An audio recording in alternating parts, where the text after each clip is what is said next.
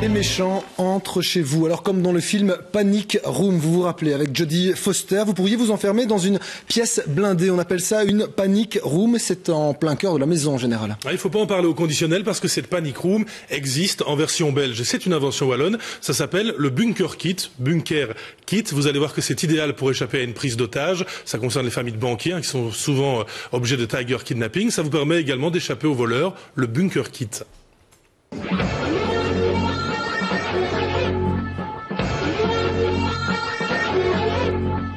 Des instruments de mort d'un côté, une paroi qui sauve des vies de l'autre. Leur rencontre est éclatante. Une entreprise belge teste ici un panneau anti-balles qu'elle vient de mettre au point. Riot Gun, Magnum, Kalachnikov, armes de chasse, tout y passe, mais rien ne passe. Et la première paroi piège le projectile ou le stoppe en l'écrasant, en gardant les morceaux de projectiles dans le panneau. La partie antiballe étant réellement l'acier ou manganèse qui est derrière, le reste de la composition permet d'absorber déjà une partie de l'énergie et d'éviter que la balle ne rebondisse et n'aille blesser qui que ce soit. Ces panneaux vont servir à la fabrication de locaux sécurisés pour protéger de l'argent, des bijoux, des tableaux, mais aussi des personnes. Ils peuvent en effet former une panic room, un refuge pour personnes menacées. L'avantage du panneau, c'est sa modularité. Et qui dit modularité, dit montage, démontage. On peut agrandir le local suivant ses besoins. On peut le démonter pour le remonter à un autre endroit. Et tout ça ne peut être réalisé que si le principe est simple et si les éléments sont légers. 2 personnes suffisent pour le monter ou le démonter en moins de 10 minutes. 10 minutes, c'est aussi le temps qu'il doit résister à une tentative d'effraction. En réalité, lorsque l'on passe des tests, tout ça est bien normalisé, tout ça est chronométré, il y a un set d'outillage qui est prévu. Le temps est important, c'est le temps qui est... C'est le temps, c'est un retardateur d'effraction. Tout ça, c'est pour permettre une intervention de la police ou d'autres systèmes de sauvetage.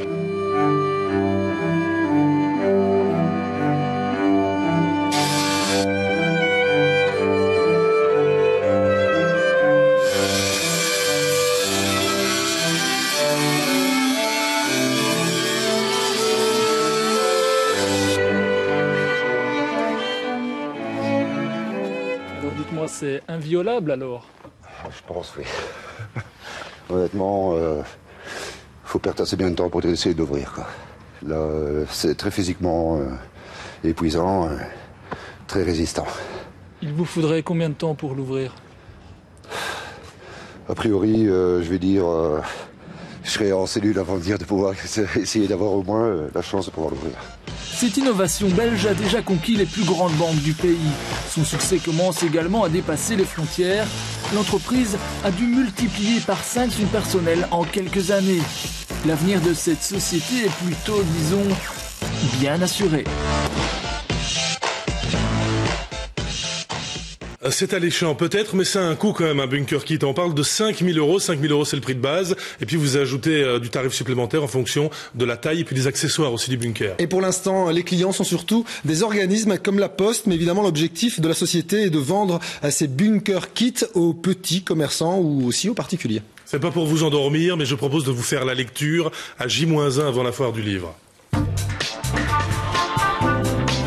Dans les salons annuels, on a l'incontournable salon de l'auto, celui des aires ménagers ou encore celui des vacances. Mais le plus intellectuellement intéressant, c'est la foire du livre, Jean-Christophe. Ça démarre demain. C'est l'occasion finalement pour nous de se pencher sur un secteur qui souffre pas mal en ce moment. Oui, il est un petit peu malmené pour l'instant, mais il n'est pas malmené par le livre numérique. C'était le thème l'an dernier de la foire du livre. Mais bon, en un an, ça n'a pas encore vraiment percé le livre numérique. Non, le Belge préfère vraiment le support papier.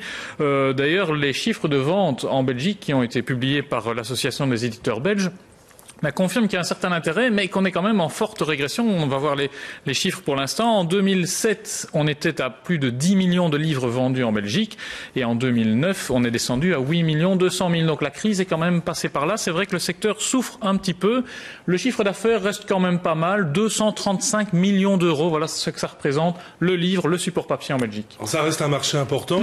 L'importance de la foire du livre là-dedans, c'est juste un événement ou ça compte économiquement? Non, ça compte économiquement parce qu'on est un petit peu dans le creux de la vague pour le moment. La rentrée littéraire, c'est septembre-octobre. Dans la foulée, il y a les prix littéraires. Et puis après les prix littéraires, eh bien, on les trouve tous en librairie et on se les arrache pour les cadeaux de la Noël. Et maintenant, mi-février, il se passe pas vraiment grand-chose. Donc, réunir en un seul lieu la plupart des grands éditeurs, la plupart de tous des livres qu'on trouve en Belgique, eh bien, finalement, ça dope un petit peu le marché. Moi, j'appelais ça le supermarché du livre, la foire du livre, mais Anna Garcia, la commissaire générale, n'est pas tout à fait d'accord. Elle nous dit ce qu'est la foire du livre.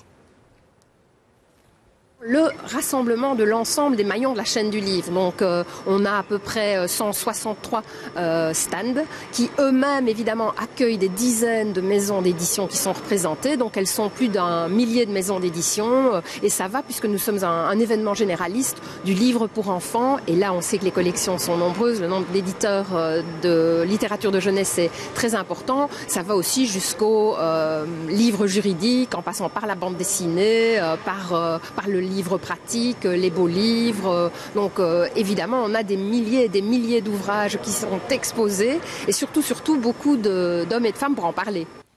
Et dans l'interview, elle évoque la diversité des ouvrages présentés. Oui, on a pu le voir d'ailleurs tout à l'heure en se baladant un petit peu à la foire du livre qui est toujours en préparation puisque c'est demain que ça ouvre officiellement. On trouve vraiment de tout. Il y a de fait les livres pour enfants, des livres de bricolage, il y a forcément des livres minuscules comme ça par exemple, toujours sympathiques. Les bandes dessinées qui sont bel et bien présentes avec plus de 1000 titres qui sortent quand même par an. Donc il faut essayer de vendre tout ça. Il y a même des très petits éditeurs qui se trouvent présents. Donc c'est quasi le seul endroit où on peut les rencontrer parce qu'on ne les trouve pas dans toutes les librairies. Il y a vraiment des micro-éditeurs et puis il y a de tout.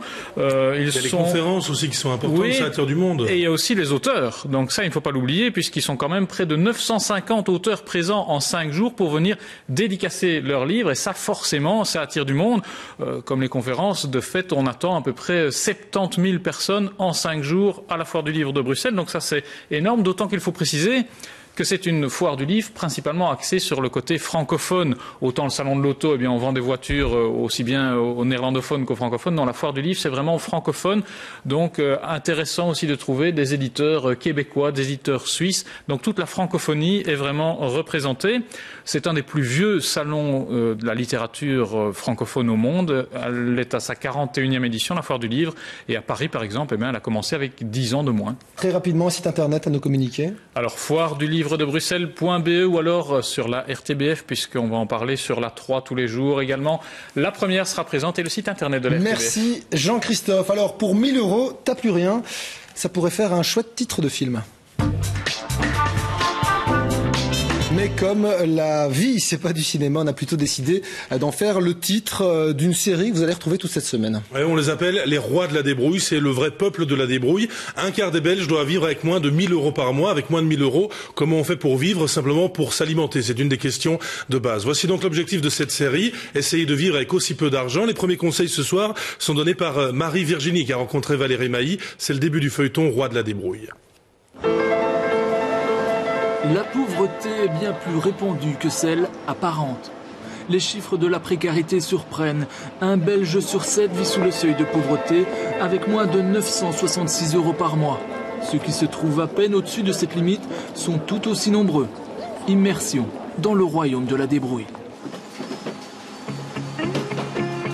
Dans cette population, il y a des aides ménagères. Marie-Virginie travaille avec le système des titres-services.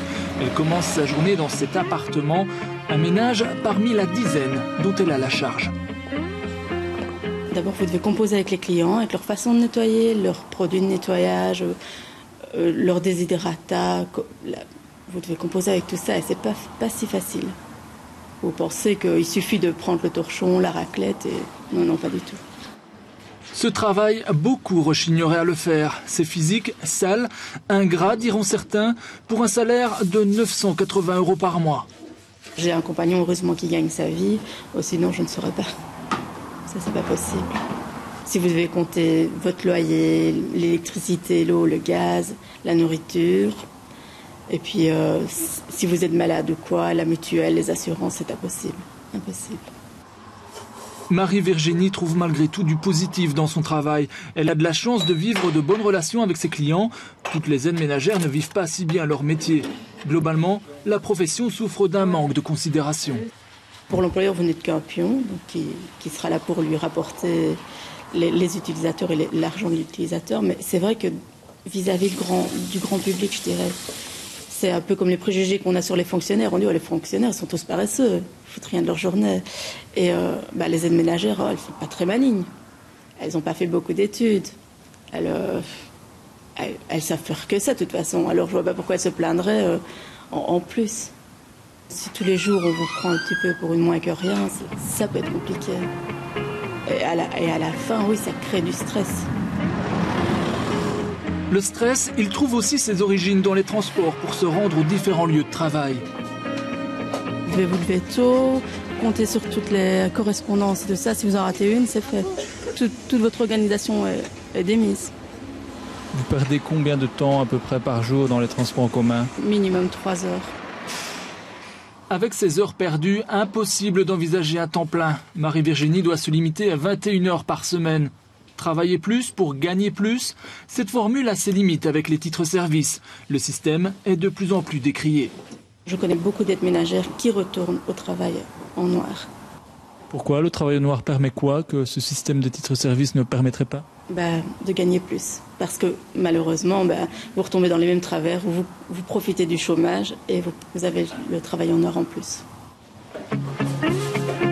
Marie-Virginie a envisagé plusieurs fois de changer d'activité, mais pour le moment, elle ne peut pas se le permettre.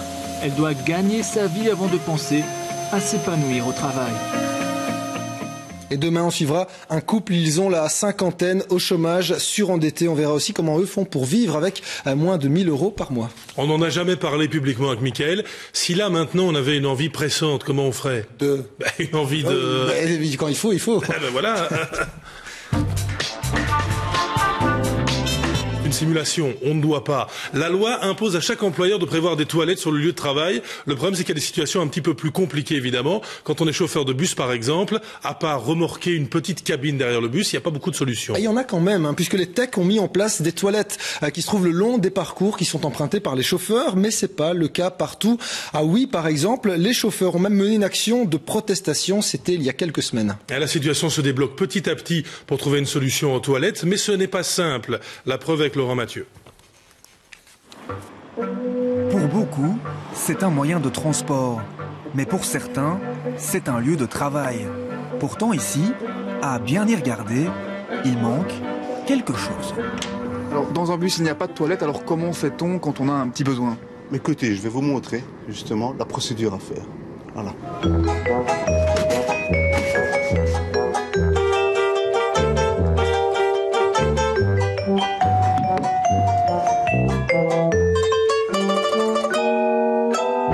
Une fois le bus sécurisé, on passe à la deuxième étape, trouver un endroit. Mais je vais trouver un endroit comme le tech me précise. Je vais aller dans ce commerce pour voir si les utilités sont ouvertes. Je vous suis.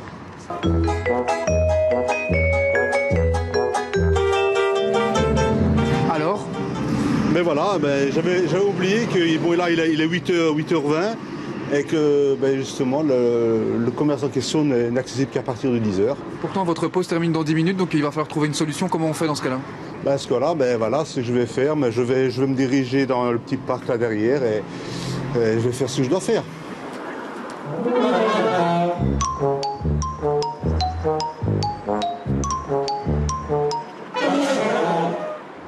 Alors, il faut bien le dire, c'est quand même pas l'idéal. Vous n'êtes pas un peu mal à l'aise?